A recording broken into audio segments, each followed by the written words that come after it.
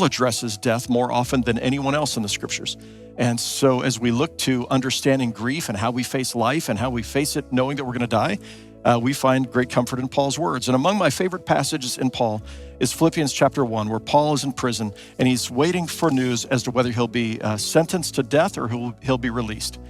And he has a certain perspective on death that comes from his belief in the resurrection of Christ from the grave.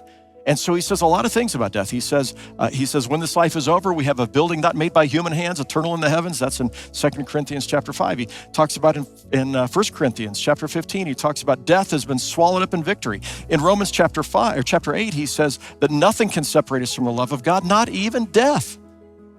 But in Philippians, he says this. He says, I am not certain what's going to happen. But he says, I'm really grateful that I'm in prison, that I'm facing death, because then I had a chance to preach the gospel to the prison guard. And so what he saw was meaning even in his suffering at that moment, even in his imprisonment and the possibility of his death. He thought, what's the opportunity here for me to live out my faith, to allow Christ's light to shine through me?